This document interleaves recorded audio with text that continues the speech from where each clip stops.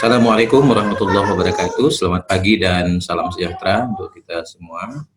Waalaikumsalam warahmatullahi wabarakatuh. Dengan perencanaan dan evaluasi kesehatan. Kali ini kita akan membahas tentang merencanakan intervensi. Merencanakan intervensi ini sangat penting karena ini berkaitan dengan aspek program yang akan dilakukan. Oleh sebab itu, perlu memiliki kemampuan dalam merencanakan program evaluasi ini, sehingga program evaluasi yang dilakukan, program intervensi yang akan dilakukan adalah sesuai dengan sasaran. Oleh sebab itu, kali ini kita akan membahas tentang merencanakan intervensi ini. Jadi dalam program kesehatan masyarakat, intervensi ini merupakan bagian yang penting. Jadi kalau kita dalam melakukan program kesehatan, ya kalau tidak dilakukan intervensi, maka sia-sialah seluruh program itu. Jadi intervensi ini ya sama dengan ketika kita melaksanakan semua program kesehatan. Nah, oleh sebab itu, kemampuan dalam merancang intervensi ini sangat dibutuhkan. Intervensi ini mengacu pada serangkaian tindakan, karena dia adalah merupakan kegiatan, maka dia tindakan yang direncanakan atau peristiwa yang dimaksud untuk membantu tercapainya tindakan secara efektif. Nah, jadi ketika kita melakukan intervensi, pada dasarnya adalah melakukan tindakan, tindakan yang direncanakan, tentu berorientasi pada masalah-masalah yang menjadi pokok persoalan yang harus diintervensi. Jangan sampai ketika kita melakukan intervensi itu tidak sesuai dengan rencana yang kita tetapkan, yang kita tentukan. Oleh sebab itu pentingnya melakukan perencanaan itu sebelum intervensi itu dilakukan. Jadi merancang apa yang harus diintervensi. Karena dia merupakan serangkaian kegiatan yang dapat dilakukan dengan 3 kriteria utama yang harus dimiliki untuk menentukan intervensi agar intervensi yang dilakukan itu dapat berjalan secara efektif. Jadi hal yang harus kita ketahui bahwa kita berharap bahwa semua intervensi itu memiliki dampak, memiliki pengaruh terhadap program-program kesehatan, agar semua intervensi yang dilakukan tidak sia-sia. Ya, karena dalam melakukan intervensi tentu banyak hal yang harus kita gunakan, baik itu sumber daya manusia, kemudian sumber daya finansial, sumber daya sarana prasarana untuk mendukung melaksanakan program intervensi ini. Tentu intervensi yang efektif adalah intervensi yang sesuai dengan apa yang kita rencanakan. Jadi dalam menentukan intervensi yang harus kita perhatikan adalah sejauh mana kesesuaian dengan rencana yang sudah ditetapkan. Jadi rencana itu menjadi acuan dalam melakukan intervensi. Jadi oleh sebab itu pentingnya kita merencanakan sebelum kita melakukan intervensi. Ya, agar seluruh intervensi ini sesuai dengan koridor perencanaan.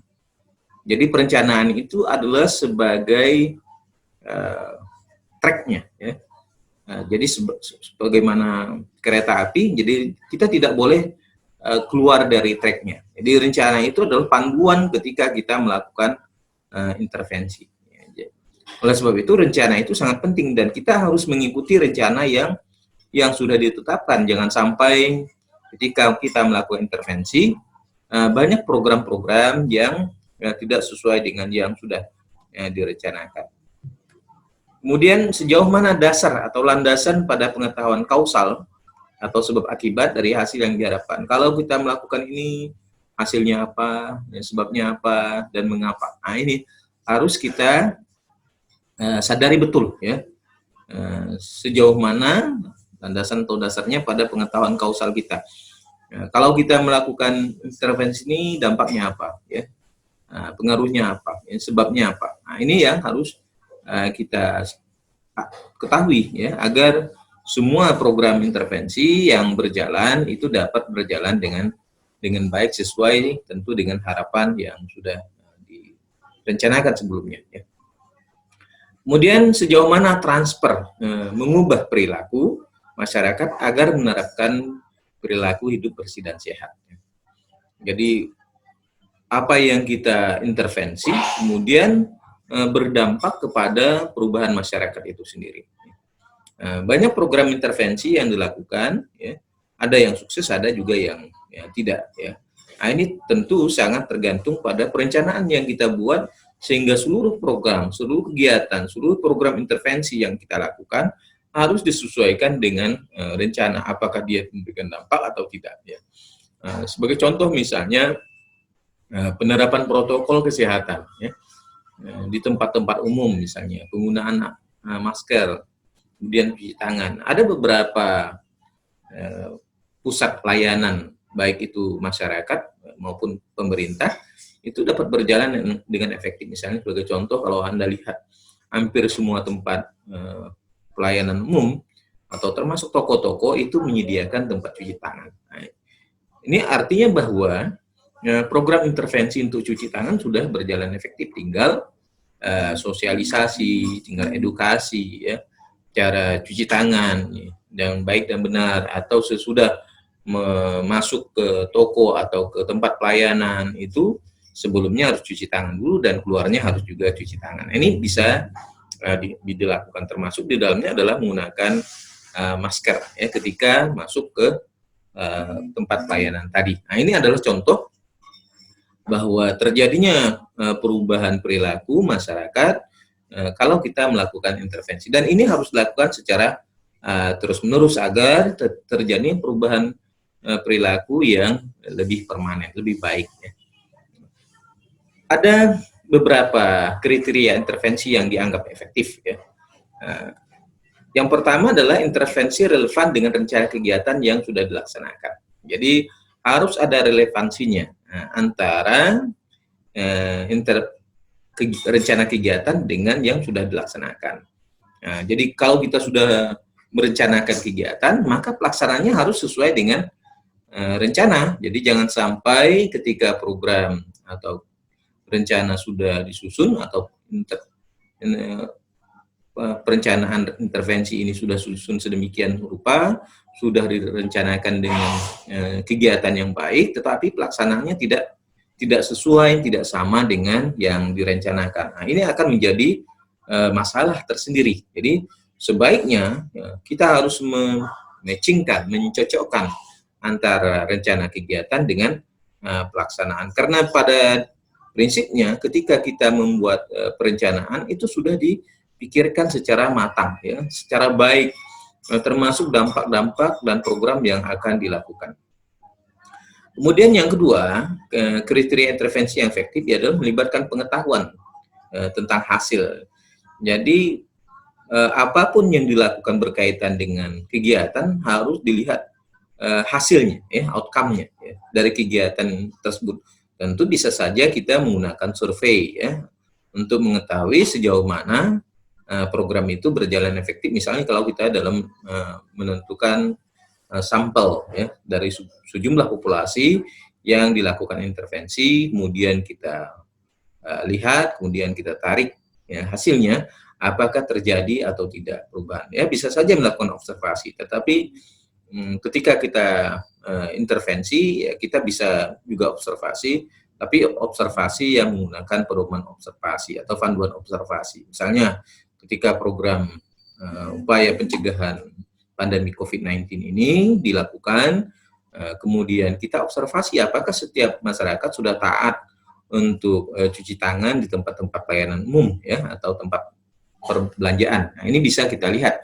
Jadi itu adalah melihat dari hasil program intervensi yang dilakukan berupa kegiatan yang sudah dilaksanakan.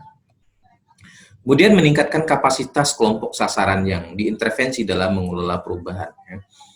Jadi kelompok sasaran yang dijadikan sebagai target dari kegiatan tersebut, apakah dapat dikelola perubahan yang kita harapkan tadi, yaitu perubahan perilaku. Misalnya, kita sudah gencar misalnya melakukan upaya promosi kesehatan berkaitan dengan pencegahan pandemik COVID-19 ini. Kemudian pada kelompok sasaran kita bisa observasi apakah masyarakat sudah melakukan penggunaan masker di tempat umum ya ketika berinteraksi. Kemudian cuci tangan apakah sudah dilakukan atau tidak. Termasuk di dalamnya adalah menjaga jarak ya.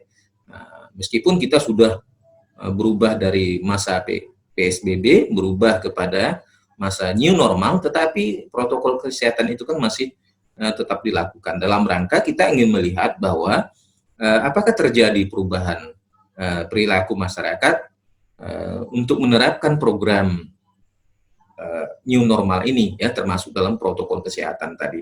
Nah, ini yang kita lihat dari program-program tersebut.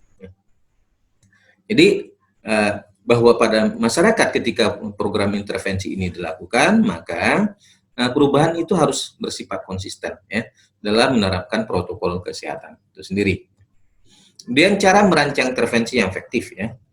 Yang pertama adalah perubahan situasi termasuk praktisi ya.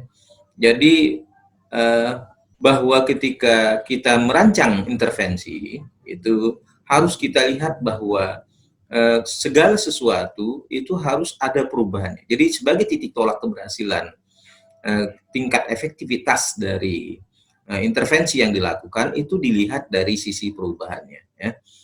Jadi kalau misalnya kita melakukan intervensi tetapi tidak terjadi perubahan, maka tentu saja intervensi yang dilakukan tidak berjalan efektif. Ya. Jadi kita lihat pada aspek perubahannya. Ya. Kemudian ada perubahan terus-menerus. Ya. Jadi perubahan-perubahan. Jadi intervensi, ketika kita lakukan intervensi, kemudian terjadi perubahan. Kita intervensi, terjadi perubahan. Jadi perubahan-perubahan itu sebenarnya yang diharapkan dari program intervensi. Jadi program intervensi ini akan berjalan kalau ada perubahan dan perubahan. Ya. Perubahan itulah yang sebenarnya yang diharapkan dari program intervensi. Jadi jangan sampai ketika antara diintervensi dan tidak diintervensi itu sama. Itu artinya kita bekerja sia-sia. Artinya program intervensi yang dilakukan tidak berjalan efektif, tidak berjalan sebagaimana diharapkan. Kontingensi terkait situasi perubahan tentu kita lihat bahwa sangat tergantung kepada pelaksana kegiatan untuk menciptakan perubahan. Jadi dimulai dari petugasnya itu sendiri. Jadi sebelum kita menginginkan perubahan, maka kita mulai dari diri kita sendiri untuk melakukan perubahan itu.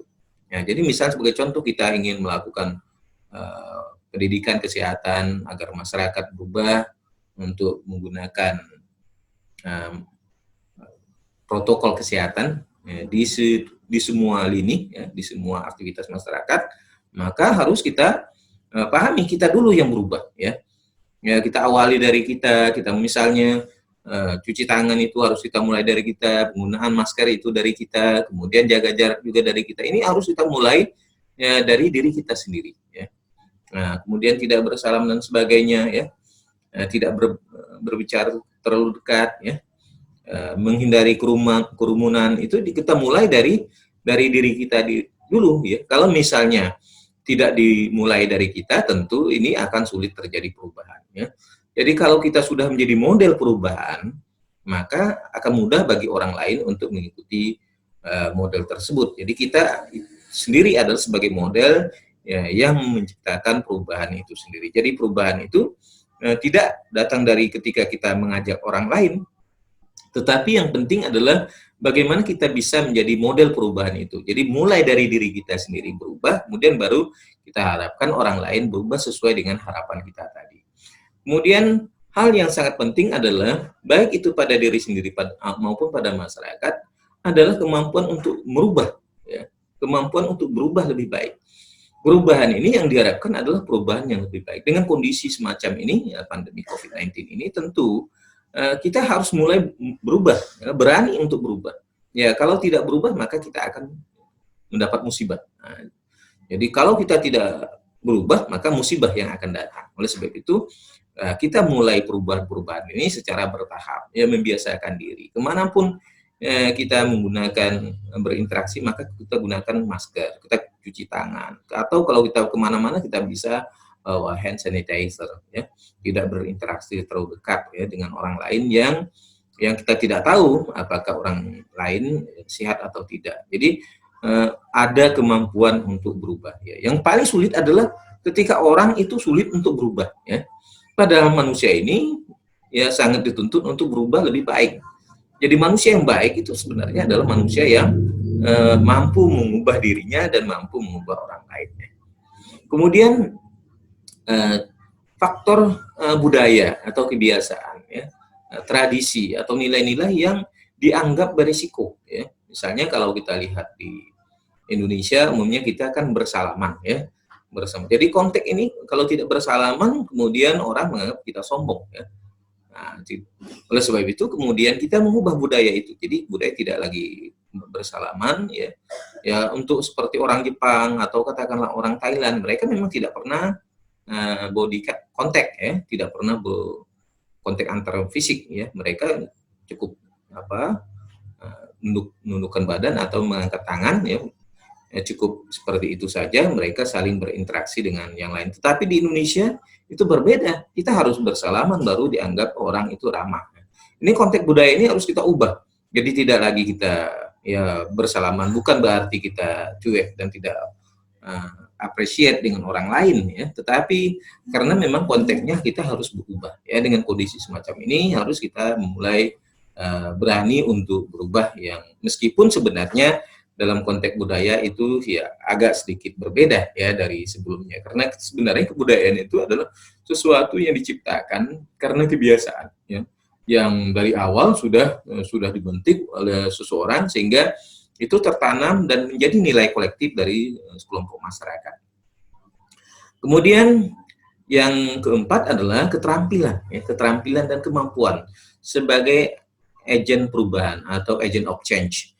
Jadi kita ingin melakukan perubahan, di samping kita melakukan program intervensi, dan yang paling penting adalah kemampuan memiliki keterampilan, ya, mengajak orang lain, kemudian menyebarkan isu-isu kesehatan kebaikan, ya, agar orang tidak terinfeksi dengan COVID-19 ini. Jadi kita mulai dari diri kita, kemudian kita cari orang yang berada di lingkungan kita, kemudian maka sebenarnya kita adalah sebagai agen perubahan, ya, perubahan yang paling kecil. Memang pada saat inilah kesempatan yang baik bagi Anda sebagai orang-orang kesehatan masyarakat untuk mencegah, ya, penularan COVID-19 ini secara meluas. Jadi ketika Anda merubah diri Anda, kemudian perubahan itu terjadi, maka kemudian Anda mengajak orang di sekitar Anda untuk berubah, maka inilah yang diharapkan dari kemampuan untuk menciptakan perubahan yang lebih baik. Karena memang kalau kita tidak melakukan perubahan, maka ini akan berakibat fatal bagi kita, dan termasuk diantaranya orang lain juga akan berisiko terhadap akibat dari ketidakmampuan untuk melakukan perubahan-perubahan. Kemudian indikator kesiapan untuk perubahan, yang pertama adalah sensitivitas tekanan untuk perubahan. Jadi ketika dia ingin perubahan, tentu dia sangat sensitif, ya. Sensitif dalam artian ini artinya bahwa dengan kondisi semacam ini orang harus mau tidak mau harus berubah. Dengan kondisi semacam ini orang mau tidak mau harus menyesuaikan diri dengan kondisi yang ada. Inilah yang sebenarnya disebut dengan perubahan, ya. Fleksibilitas, kemampuan menyesuaikan diri terhadap kondisi yang ada itu harus dilakukan, ya, baik itu dalam bentuk dimulai dari pribadi-pribadi maupun, ya, dengan orang lain. Ya, kalau kita tidak siap berubah, maka ya kita akan menjadi persoalan, ya, baik pada diri kita maupun orang lain, terutama persoalan adalah persoalan kesehatan itu sendiri, dan kita bisa menjadi masalah bagi orang lain, atau orang lain bisa menjadi masalah bagi kita. Ya. Kemudian yang kedua adalah ketidakpuasan dengan kondisi yang ada. Ya, karena kondisi yang ada, kita tidak merasa puas dengan, misalnya kalau sekarang kita lihat kasus COVID-19 ini di Sintang, ya, Kabupaten Sintang, kemudian dari kasusnya 6, gitu ya, berubah jadi 7, 14, nah sekarang 28 ya yang terinfeksi, ya, positif. Nah, ini kan menjadi persoalan, ya, persoalan besar. Dan tidak menutup kemungkinan yang 28 ini bisa menularkan kepada yang lain kalau kita tidak hati-hati. Apalagi jumlah OTG juga cukup banyak, orang tanpa gejala, yaitu sekitar 200 lebih. Ya. Nah, ini juga menjadi persoalan prihatin yang kita mulai dari diri kita. Ya. Kemudian kita ajak orang lain untuk berubah, karena memang itulah program intervensi yang kita lakukan baik secara organisatoris maupun secara per orang, ya, dapat kita lakukan. Kemudian ketersediaan sumber daya untuk mendukung perubahan. Ya. Jadi sumber daya orang-orang yang dianggap memiliki kemampuan untuk menyampaikan pesan-pesan kesehatan. Ya, kalau kita tidak berubah, maka ya, siapa lagi yang akan berubah? Ya. Nah, apakah waktu yang akan mengubah kita, atau lingkungan yang tidak sehat itu yang mengubah diri kita menjadi sakit? Nah, ini yang harus kita sadari, bahwa mulai dari kelompok-kelompok kecil dari masyarakat untuk mendukung, misalnya ada program model pengguna, misalnya ada tokoh atau ikon yang berkaitan dengan penggunaan masker. Nah, ikon masker di kabupaten ini sebenarnya bisa dilakukan, ya. Nah, kemudian termasuk diantaranya adalah ikon cuci tangan, ya, beberapa aktivitas. Jadi cara cuci tangan yang baik dan benar, ya, termasuk di dalamnya. Ya, tentu ketersediaan sumber daya manusia itu dapat terbangun apabila orang membentuk kolektivitas tadi, kemudian mereka mendorong orang lain, kelompok-kelompok tentunya tadi, ya, akan meluas, ya. Insya Allah akan meluas dari 1 orang menjadi 2 orang, 3 orang, dan seterusnya. Maka ini perubahan-perubahan tadi yang di tingkat individu kemudian bisa menjadi perubahan pada tingkat masyarakat. Kemudian yang keempat adalah komitmen untuk mengambil kebijakan dan pelaksanaan untuk konsisten dengan waktu. Jadi meskipun, ya, tadinya kita pada masa PSBB, ya, kemudian berubah menjadi new normal, tetapi kita harus tetap konsisten bahwa protokol kesehatan itu tetap harus kita jaga, ya, harus kita pegang sebagai pedoman dalam kondisi yang tidak normal ini. Nah, dalam kondisi seperti ini tentu setiap orang menyadari betapa pentingnya kehidupan yang baik, ya, dengan upaya memelihara, mempertahankan kesehatan, ya, supaya terhindar dari infeksi penularan COVID-19 ini. Ya. Oleh sebab itu, kita di tempat-tempat umum, kemudian di tempat-tempat yang banyak terjadi interaksi orang, ya, diupayakan untuk dihindari, ya. Tidak terjadi interaksi intens, ya, antara orang dengan orang, ya, karena kita tidak tahu bahwa orang lain itu sehat atau tidak, ya.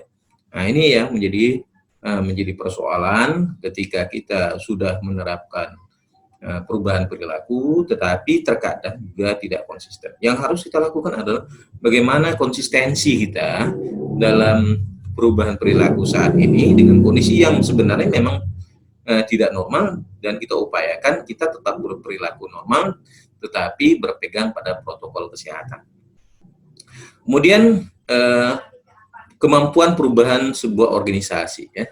Ya, terkait tadi bersifat individual, sekarang kita ke organisasi. Maka penting bagi kita untuk mencapai keberhasilan harus melalui sebuah gerbong yang besar, yaitu organisasi.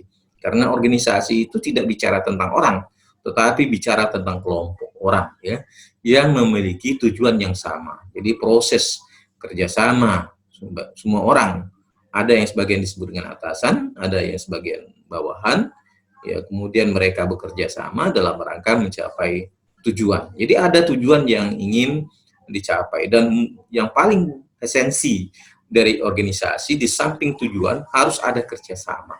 Nah, jangan sampai kerjanya bersifat individual, ya, karena organisasi adalah wadah wadah berkumpul dalam mencapai tujuan tadi. Ya. Nah, karena itu pentingnya untuk semua orang berpikir, kemudian merencanakan, kemudian melaksanakan, kemudian mengevaluasi seluruh program-program yang ingin dicapai yang ditetapkan oleh organisasi itu sendiri. Terkait dengan pengetahuan dan keterampilan yang ada pada organisasi. Jadi kita pahami bahwa semua orang yang ada di dalam organisasi harus memberikan kontribusi pada tujuan. Jadi siapapun orang yang ada di dalam organisasi itu harus memberikan kontribusi kepada tujuan. Bentuknya adalah melalui kerjasama, ya, antar orang, antar lembaga, antar bagian. Jadi harus diwujudkan kerjasama tadi agar semua tujuan dapat dicapai sesuai dengan rencana. Jadi oleh sebab itu partisipasi dari semua anggota organisasi ini sangat diharapkan dalam rangka untuk mencapai tujuan tadi. Kemudian sumber daya dan sistem yang ditunjukkan untuk berubah. Sumber daya yang ada diharapkan memiliki komitmen yang sama untuk menciptakan perubahan. Tentu hal ini didukung oleh sistem yang ada. Ya. Sistem ini harus merujuk bahwa ada perubahan yang diharapkan sehingga sistem ini terbangun atas dasar penggunaan sumber daya yang ada, baik itu sumber daya manusia yang ada di dalam organisasi, kemudian sumber daya finansial atau pembiayaan, maupun sumber daya material yang digunakan dalam rangka untuk menjawab tantangan-tantangan tadi. Jadi kita tidak bisa bicara tentang perubahan sistem tanpa harus didukung oleh perubahan sumber daya yang ada. Jadi sumber daya yang ada itulah yang sebenarnya dapat memberikan dukungan bagi perubahan. Dan pengalaman organisasi dengan perubahan. Jadi dengan kondisi semacam ini bahwa organisasi harus bersifat fleksibilitas, ya. Bahwa apa yang ada terjadi di luar adalah sebagai bentuk ancaman dari terhadap eksistensi organisasi, dan organisasi berupaya untuk memperkuat dirinya baik secara internal, kemudian dengan berbagai program-program yang dapat mengatasi persoalan-persoalan kesehatan tadi. Ya. Karena yang kita hadapi adalah sesuatu yang bisa sebenarnya kita atasi ya, dengan serangkaian kegiatan perubahan perilaku. Ya, kalau kita tidak berubah, maka itu akan berisiko kepada kita sendiri atau masyarakat itu sendiri. Ya. Kemudian desain intervensi harus memperhitungkan yang pertama adalah nilai budaya. Ya. Memang persoalan yang paling sulit untuk diubah adalah persoalan budaya. Ya. Karena ini tertanam begitu lama pada diri seseorang. Begitu orang itu lahir, kemudian dengan tradisi-tradisi yang ada, kemudian akan sulit untuk menyesuaikan dengan kondisi yang katakanlah sesuatu yang tidak normal, sesuatu yang tidak biasa. Ya. Ya, jadi oleh sebab itu yang harus kita perhitungkan apakah intervensi yang kita lakukan ini bertentangan dengan nilai-nilai budaya atau tidak. Nah, kalau dia dianggap bertentangan, maka kemungkinan program kita tidak akan bisa terlaksana. Atau malah kita dikucilkan, kemudian dianggap membahayakan, atau dianggap juga menjadi ancaman bagi mereka. Oleh sebab itu, ketika kita melakukan intervensi, maka persoalan nilai budaya ini tidak menjadi hambatan ya, terhadap program-program kesehatan. Kemudian asumsi yang dipegang oleh anggota organisasi bahwa apapun yang dilakukan oleh organisasi adalah dalam rangka untuk perbaikan atau perubahan yang lebih baik. Nah, ini harus menjadi pegangan bagi anggota organisasi. Nah, setiap orang ketika memahami itu semua, maka mereka akan bekerja maksimal dalam rangka untuk merubah masyarakat agar berperilaku baik dan terhindar dari penyakit, tentu dalam rangka untuk kepentingan dan kesejahteraan masyarakat itu sendiri. Bahwa apa yang kita lakukan adalah bertitik tolak dari ingin terjadinya perubahan yang lebih baik pada masyarakat itu sendiri. Kontingensi terkait dengan perubahan ini, maka isu-isu organisasi diharapkan pada intervensi untuk menyelesaikan paketnya. Jadi isu organisasi yang harus disampaikan kepada para anggota organisasi dan masyarakat secara luas bahwa ada program yang kita lakukan tentu untuk kebaikan masyarakat dan harus diselesaikan. Ya. Nah, sebagai contoh misalnya sekarang pandemik ini, persoalannya adalah perubahan perilaku. Tidak ada persoalan lain sebenarnya supaya tidak terjadi penularan COVID-19 ini.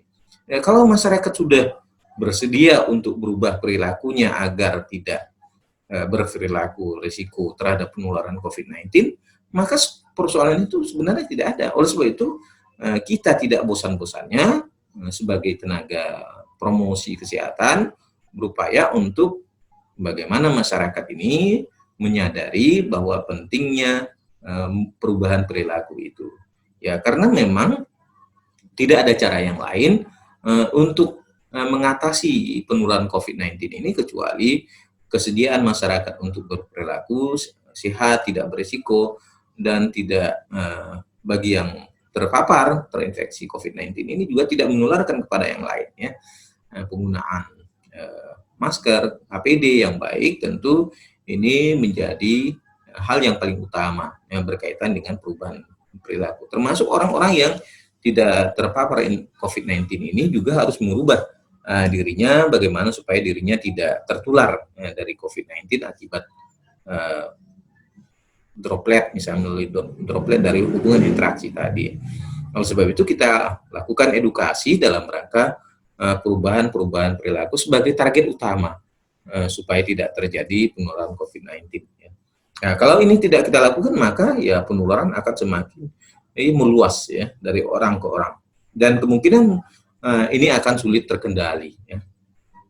Kemudian tingkat sistem organisasi di mana intervensi diharapkan memiliki dampak utama. Yaitu dampak utama yang kita harapkan adalah terjadinya perubahan perilaku tadi. Ya. Kalau misalnya program-program yang kita lakukan, yang dilakukan oleh organisasi dalam sistem organisasi, baik itu yang pelayanan kesehatan maupun yang membuat kebijakan kesehatan atau administrasi kebijakan kesehatan itu yang dilakukan adalah bagaimana mereka mengkampanyekan, mensosialisasikan, mengedukasi masyarakat agar terjadinya perubahan perilaku. Ya.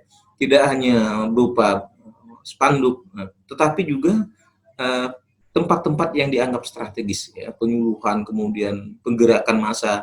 Ya, saya lihat juga efektif yang dilakukan oleh pihak kepolisian. Ya, sudah mendatangi beberapa tempat, kemudian menghimbau menggunakan mikrofon kemana-kemana, ya, menggunakan baik itu kendaraan roda 2 maupun roda 4 itu sudah.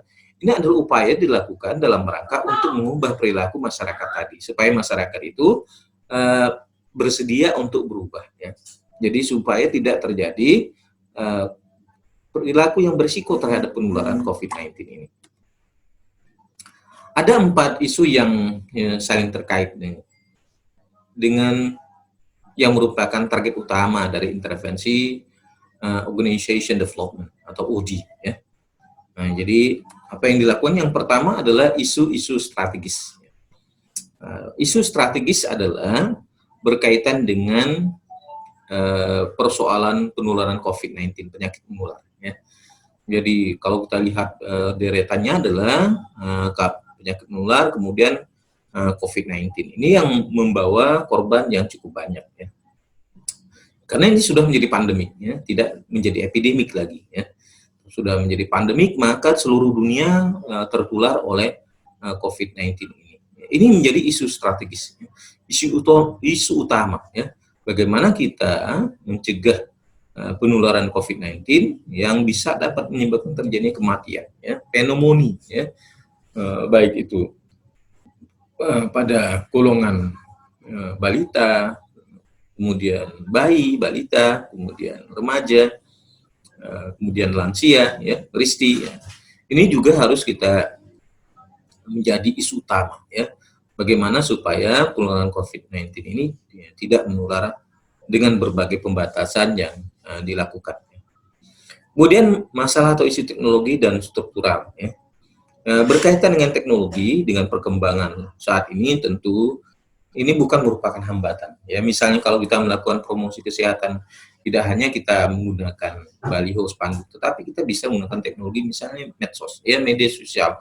itu sangat efektif dan hampir 80% masyarakat kita adalah sangat ketergantungan terhadap medsos ya, baik itu Facebook ya, WA, kemudian Instagram gitu ya. Itu menjadi media yang paling efektif dalam melakukan edukasi kepada masyarakat ya. Oleh sebab itu, dengan berkembangnya teknologi, kemudian kita membuat program intervensi dengan sesuai dengan perkembangan teknologi yang ada ya tentunya, dan hambatan-hambatan struktural, kepentingan sektoral itu harus kita hindari.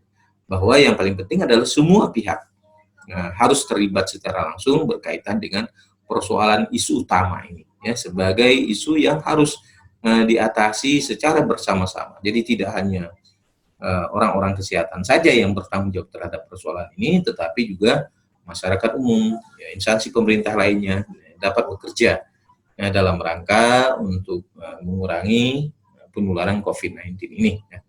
Kemudian isu sumber daya manusia, sebenarnya kesadaran kita adalah bagaimana memberdayakan kelompok-kelompok tadi ya, dengan memberikan pengetahuan dasar kepada mereka bagaimana untuk melakukan pendidikan kesehatan kepada masyarakat supaya tidak tertular. Kalau kita lihat beberapa pihak sudah banyak yang terlibat di dalamnya dalam upaya pencegahan penularan COVID-19 ini. Ya. Memang persoalannya adalah kita jangan bosan ya dalam melakukan edukasi kepada masyarakat, kemudian menyampaikan informasi terbaru, update pengetahuan baru yang berkait dengan COVID-19 ini. Kalau kita terus melakukan update atau pemutahiran terhadap informasi tentang COVID-19, tentu kita akan semakin banyak mengetahui persoalan-persoalan itu. Kemudian dari persoalan tersebut nanti masyarakat diharapkan dapat menyadari bahwa risiko yang ditimbulkan dari penularan COVID-19 ini. Kemudian masalah proses manusia ya, memang semua pesan yang kita sampaikan terkadang diterima, tetapi belum tentu itu diproses untuk ditindaklanjuti. Dalam proses tentu ada yang menganggap itu ya, ada yang penyimpangan ya, menganggap bahwa itu bukan persoalan kesehatan atau dianggap sebagai persoalan politik. Tapi kalau kita lihat persoalannya bukan pada topik itu, yang paling penting adalah bahwa yang terjadi saat ini adalah ada sekelompok orang yang terinfeksi COVID-19 kemudian meninggal dunia. Nah, ini yang menjadi persoalan utama ya. Jadi kita bukan bicara tentang konspirasi ya, tetapi kita konsen masalah kesehatan. Jadi kita tidak ada kaitan dengan persoalan-persoalan yang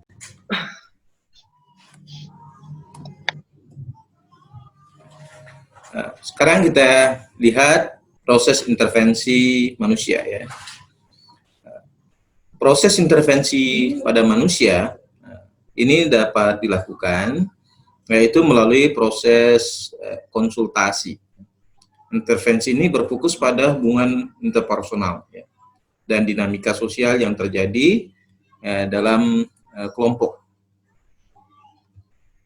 Intervensi dalam bentuk proses konsultasi ini ya, lebih mudah sifatnya karena dia bersifat perorangan. Jadi dilakukan orang dengan orang, kemudian secara aspek psikologis kita dapat memahami orang tersebut, kemudian kita dapat menyampaikan pesan-pesan, meskipun sebenarnya banyak ada yang bersifat dialogis ya, tetapi ada juga yang bersifat satu arah ya. Tetapi yang paling baik adalah bagaimana orang yang kita berikan konsultasi itu dapat respect terhadap pesan yang kita sampaikan, sehingga apa yang kita sampaikan dapat diterima dengan baik dan mudah ketika orang ingin mengubah perilakunya. Tetapi tidak sedikit orang bahwa ketika proses konsultasi ini dilakukan, tetapi sulit untuk menyiapkan dirinya untuk berubah lebih baik. Kemudian yang kedua adalah intervensi pada pihak ketiga ya. Metode perubahan ini merupakan bentuk proses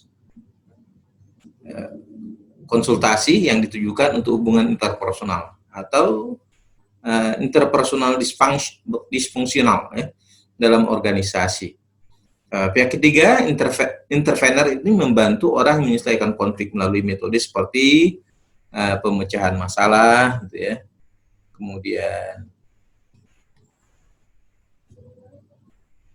tawar-menawar atau bergain, ya, dan konsiliasi.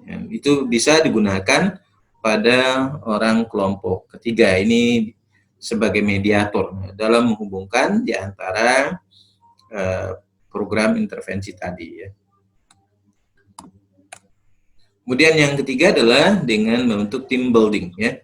Intervensi ini membentuk kelompok kerja menjadi lebih efektif dalam menyelesaikan tugas. Jadi semua orang itu dilibatkan dalam tim kerja, ya. Mereka tujuannya adalah bahwa semua yang ada di dalam itu terlibat secara langsung dan mereka merupakan tim yang sudah memahami tentang pekerjaan dan tugas serta tanggung jawab yang harus dilakukan, ya.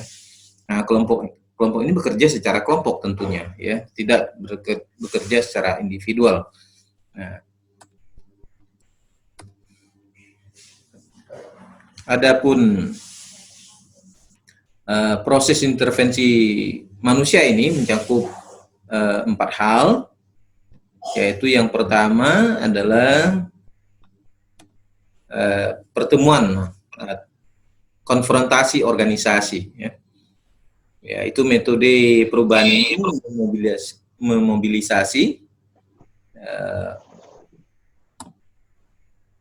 orang-orang, ya, atau anggota, ya, anggota organisasi untuk mengidentifikasi masalah, kemudian menetapkan target tindakan dan mulai bekerja pada masalah. Jadi pada kelompok ini kemudian mereka bertemu, ya, satu dengan yang lain dalam satu organisasi, kemudian mereka bekerja mengidentifikasi masalah-masalah apa yang dihadapi. Jadi memang tentu berdasarkan pada hasil pengamatan masing-masing tentunya. Itu disampaikan, dipaparkan satu dengan yang lain, kemudian kira-kira target tindakan, untuk menetapkan target tindakan yang akan dilakukan itu apa saja terhadap masalah yang dihadapi. Jadi semua orang itu bisa menyampaikan pendapatnya, kemudian berkaitan dengan masalah, kemudian mereka menentukan targetnya sendiri dan itu akan menjadi target organisasi, ya. Kemudian mereka mulai bekerja berdasarkan pada masalah tadi. Jadi problem solving-nya di persoalan, di problem itu, ya. Jadi problem solving, ya. Kemudian hubungan antar kelompok. Intervensi ini dirancang untuk meningkatkan interaksi antara pelaksana dengan masyarakat yang menjadi kelompok sasaran. Jadi memang ini di sini ada dua hal, yaitu satu sisi adalah interventor atau orang yang melakukan intervensi, ya. Kemudian di sisi lain ada pihak yang selaku diintervensi. Dalam hal ini adalah masyarakat. Ada intervensinya, interventornya, yaitu orang melakukan intervensi. Kemudian ada masyarakat yang menjadi sasaran dari intervensi ini, ya. Nah, jadi tentu saja yang melakukan intervensi ini lebih aktif, ya, karena masyarakat itu menjadi pasif, ya. Karena masyarakat itu dianggap sebagai kelompok sasaran dari intervensi. Jadi mereka bersifat menunggu, jadi tidak bersifat aktif, ya. Kemudian intervensi kelompok besar. Intervensi ini termasuk mendapatkan berbagai pemangku kepentingan dalam pertemuan besar untuk menjelaskan nilai-nilai penting, ya, untuk mengembangkan cara kerja yang baru, untuk mengartikulasikan visi baru, pemecahan masalah kesehatan yang ada. Setelah dikumpulkan, bertemu secara dalam kelompok yang besar, kemudian kita jelaskan nilai-nilai penting, ya, berkaitan dengan program-program kesehatan yang harus dilakukan oleh masyarakat dan perubahan-perubahan yang diharapkan dapat dilakukan oleh masyarakat itu sendiri. Itu dianggap penting, ya. Kemudian untuk mengembangkan cara-cara kerja yang baru, jadi kita harus menawarkan ide atau gagasan atau pelaksanaan cara kerja yang seharusnya dilakukan, ya, katakanlah itu sesuatu yang baru bagi masyarakat mungkin, tapi mungkin juga sesuatu yang lama. Tetapi yang paling penting adalah kita ingin menawarkan cara-cara kerja ini agar masyarakat itu terlibat di dalamnya. Kemudian mengartikulasikan visi baru, ya, visi kita ke depan itu apa, ya. Meskipun kita buat dalam visi yang cukup pendek, ya, sebenarnya visi itu harus jangka panjang, ya, bagi pemecahan masalah kesehatan yang ada di masyarakat itu sendiri. Ya. Masih dalam perjalanan.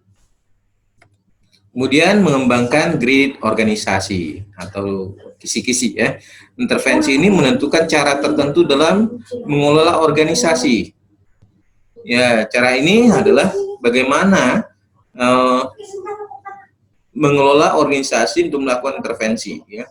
Yang dari mulai kita merencanakan organisasi, kemudian melaksanakan, kemudian mengorganisir sumber daya yang ada, kemudian mengevaluasi, mengendalikan sesuai dengan rencana yang sudah ditetapkan oleh organisasi dalam bentuk organisasi grid, termasuk juga nanti dibuat time schedule-nya, ya. Kemudian intervensi teknostruktural yang meliputi intervensi teknostruktural ini berakar dari disiplin ilmu teknik sebenarnya, ya. Kemudian karena ini sasaran masyarakat, maka sosiologi dan psikologi juga dilibatkan di dalamnya, ya. Ya, bidang diterapkan dalam sistem sosio-teknikal dan desain organisasi dalam memecahkan masalah kesehatan masyarakat.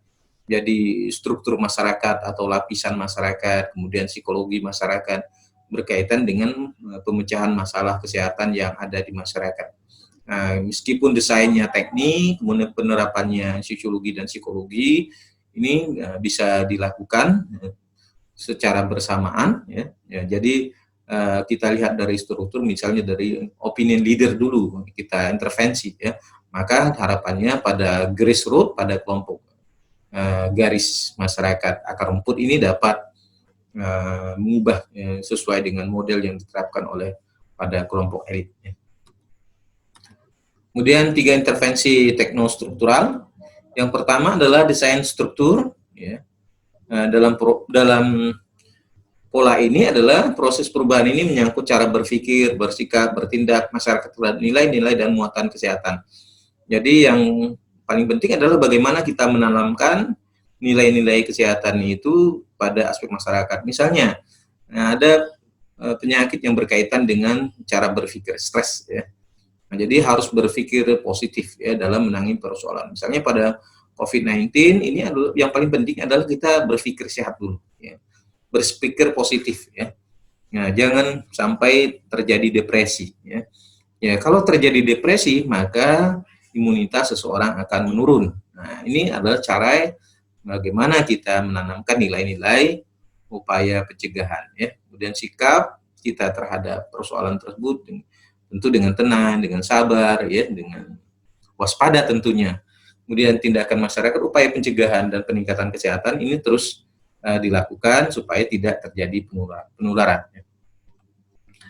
Kemudian yang kedua adalah downsizing atau perampingan. Ini mengurangi biaya tentunya, yaitu berkaitan dengan keterlibatan banyak orang. Jadi alangkah baiknya bahwa kita dalam melaksanakan program itu jangan sampai organisasinya terbesar, ya.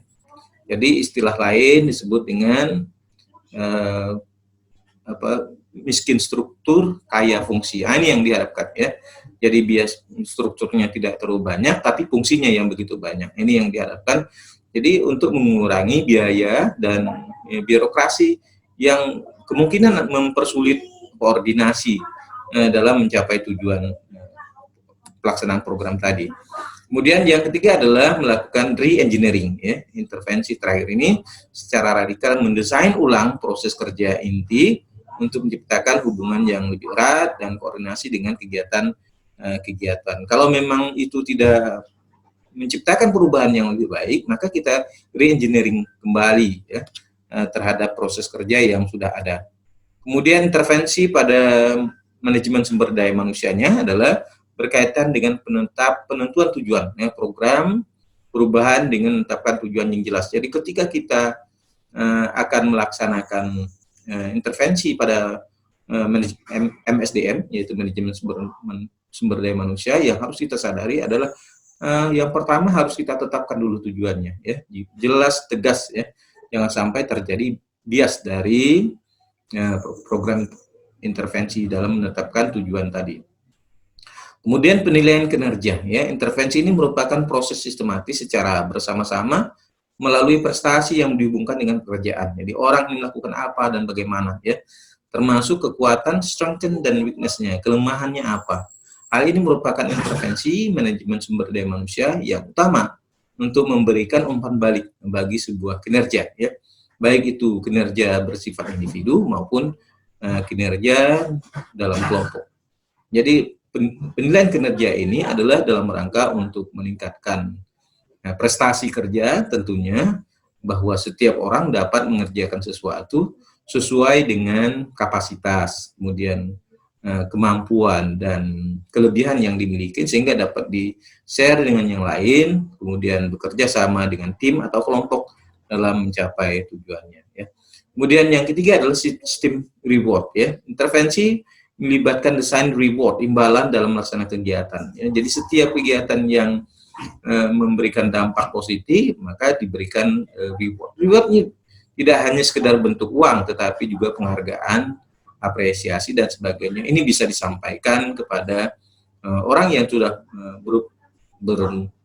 mengembangkan budaya kerja yang baik, tentu akan diberikan reward sesuai dengan prestasi kerja yang diberikan. Nah, kemudian ada 3 metode perubahan hasil intervensi. Yang pertama adalah coaching and mentoring, ya. Jadi dalam intervensi ini membantu manajer atau eksekutif untuk memperjelas tujuan intervensi. Jadi intervensi ini harus terus-menerus dilakukan, diperjelas supaya semua orang diarahkan pada tercapainya tujuan intervensi ini. Maka perlu adanya coaching dan mentoring ini untuk mengarahkan terus-menerus untuk melihat perkembangan apa yang sudah dikerjakan dan sejauh mana pekerjaan dilakukan dan apakah yang dikerjakan itu sudah mengarah kepada sasaran yang sudah ditetapkan. Kemudian perencanaan dan pengembangan kegiatan lainnya, intervensi ini membantu masyarakat memilih kegiatan yang sesuai dengan masalah kesehatan yang dihadapinya. Jadi kegiatan yang dikembangkan tentu berorientasi kepada masalah kesehatan yang dihadapi. Misalnya kalau dia berkaitan dengan gizi masyarakat, maka harus yang kita buat perencanaan pengembangan kegiatannya adalah berkaitan dengan pengolahan makanan atau penyediaan makanan, misalnya berternak, bertani dan sebagainya, yang berkaitan dengan ketersediaan pangan, ya, makanan ya, yang bergizi tentunya. Nah, kemudian manajemen dan kepemimpinan. Di antara strategi tertua mengenai perubahan masyarakat itu adalah bahwa masyarakat itu sendiri harus di-manage sedemikian rupa, dikelola supaya mereka terarah kepada tujuan yang diharapkan, ya. Perubahan strategi yang tertua ini yaitu mengenai perubahan masyarakat, intervensi melalui penyuluhan dan pemberdayaan masyarakat dalam meningkatkan pengetahuan dan keterampilan masyarakat untuk mencegah dan meningkatkan kesehatan. Nah, hal yang paling dapat dilakukan dalam program intervensi ini adalah bagaimana kita mengedukasi masyarakat, memberikan penyuluhan kepada masyarakat, dan memberdayakan masyarakat agar mereka memiliki kemampuan maksimal untuk meningkatkan kapasitasnya, agar mereka mandiri dalam meningkatkan derajat kesehatannya. Jadi peran masyarakat itu merupakan hal yang paling utama sehingga mereka menyadari bahwa apabila perubahan ini tidak terjadi, maka risiko akibat apa yang mereka lakukan itu bagi kesehatan. 2 intervensi yang mendukung anggota organisasi, yaitu pertama adalah keragaman mengelola tenaga kerja yang berbeda-beda tentunya. Program perubahan ini membentuk praktik sumber daya manusia yang lebih responsif terhadap berbagai kebutuhan individu. Karena setiap individu itu memiliki keinginan harapan yang berbeda-beda. Oleh sebab itu, kemampuan mengelola sumber daya tenaga kerja atau manpower ini sangat penting karena keberagaman termasuk tadi keinginan, harapan termasuk yang tidak kalah pentingnya adalah keterampilan dan pengetahuan yang mereka miliki. Ini juga terjadi disparitas yang jauh, sehingga terkadang kita tidak bisa membuat mereka menjadi bekerja memiliki visi yang sama karena tadi faktor kemampuan yang menjadi hambatan. Oleh sebab itu perlu dilakukan pengelolaan secara baik terhadap manpower atau sumber daya tadi, sehingga mereka menyadari bahwa yang mereka hadapi adalah bagaimana dalam rangka mencapai tujuan organisasi. Kemudian stres dan kesehatan karyawan. Ya, intervensi tersebut termasuk program bantuan karyawan (PBK) atau Employer Assistance Program. Ya. Dan manajemen stres ini perlu dilakukan bahwa ketika dengan pekerjaan yang begitu berat, sehingga mereka harus menyesuaikan, menganggap pekerjaan itu adalah sebagai suatu kenikmatan tersendiri ketika mereka menyelesaikan pekerjaan. Apalagi bekerja di bawah tekanan kondisi tertentu, sehingga mereka tidak jarang menimbulkan stres, kegoncangan. Seperti kalau kita lihat dengan kondisi semacam ini, bagi petugas medis dan paramedis dengan kondisi pandemi COVID-19 ini, mereka akan menghadapi stres dengan pakaian yang mereka gunakan, di lingkungan, teror masyarakat, apalagi masyarakat menganggap ini adalah karena bukan faktor penyakit, kemudian faktor politik yang gitu ya. Jadi ini juga menjadi menambah beban bagi mereka. Ya. Kemudian mereka membantu para manajer mengurangi sumber spesifik stres ya, seperti konflik peran, kemudian ambiguitas, dan menyediakan metode untuk mengurangi gejala stres seperti hipertensi dan kecemasan pada karyawan petugas dalam hal ini untuk menyelesaikan pekerjaan-pekerjaan mereka. Kemudian intervensi strategi, yaitu perubahan strategi terpadu, yaitu intervensi terhadap organization and development secara komprehensif. Ini menjelaskan bagaimana perubahan yang direncanakan dapat memberikan kontribusi nilai tambah untuk manajemen strategis. Kemudian desain organisasi, yaitu dengan melakukan intervensi, membahas tentang arsitektur organisasi yang ideal ya dalam rangka mencapai tujuan tadi, atau sejauh mana struktur desain pekerjaan, praktik sumber daya manusia dan manajemen, dan sistem informasi yang sejalan dengan dan saling mendukung. Kemudian perubahan budaya, yaitu mengintervensi dengan membantu organisasi mengembangkan budaya organisasi, karena organisasi itu harus memiliki arah tindakan bagaimana organisasi itu ke depan dalam menjawab tantangan yang meliputi perilaku, ya, maksudnya perilaku orang di dalam organisasi akan menggambarkan perilaku organisasi, nilai-nilai, keyakinan, dan norma-norma yang ada di dalam organisasi sesuai dengan strategi dan lingkungan mereka. Intervensi strategis untuk membentuk strategi kolaborasi ini dapat dilakukan dengan merger atau akuisisi, yaitu intervensi ini menjelaskan bagaimana praktisi dapat membantu dua atau lebih organisasi untuk membentuk kegiatan yang sama. Ya. Nah, kalau dia merger artinya menggabungkan ya organisasi, kemudian akuisisi mengambil alih ya. Kemudian aliansi secara bersama-sama membentuk intervensi kolaboratif, ini membantu dua organisasi mengejar satu set tujuan ya pribadi dan umum melalui berbagai sumber daya. Ya, termasuk di dalamnya adalah kekayaan intelektual orang, modal, teknologi, kemampuan, dan aset fisik yang bisa mendukung tercapainya tujuan organisasi. Kemudian yang tidak kalah pentingnya adalah network atau networking, jaringan intervensi ya. Ini membantu mengembangkan hubungan antara 3 atau lebih organisasi, melakukan tugas-tugas atau memecahkan masalah yang terlalu kompleks bagi organisasi tunggal untuk menyelesaikannya. Karena itu penting bagi organisasi untuk membentuk jaringan supaya persoalan-persoalan yang tidak bisa mereka atasi itu dapat teratasi dengan membentuk bekerja sama dengan organisasi yang lain. 3 intervensi yang dirancang untuk mendukung perubahan secara terus. Yang pertama adalah organisasi rancangan pribadi. Ya.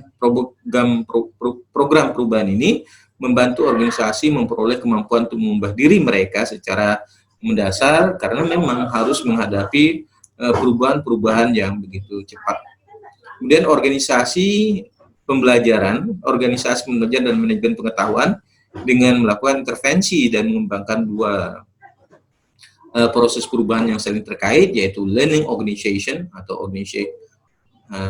organisasi belajar yang bertujuan untuk meningkatkan kemampuan organisasi untuk memperoleh dan mengembangkan pengetahuan baru, dan manajemen pengetahuan atau knowledge management, kemudian berfokus pada bagaimana pengetahuan dapat diatur dan digunakan untuk meningkatkan kinerja organisasi. Kemudian dibangun untuk mengubah organisasi. Pendekatan ini adalah untuk perubahan terus-menerus menantang prinsip desain tradisional yang selama ini dianut dari semua organisasi, yang melihat stabilitas dan keseimbangan sebagai kunci keberhasilan dari organisasi.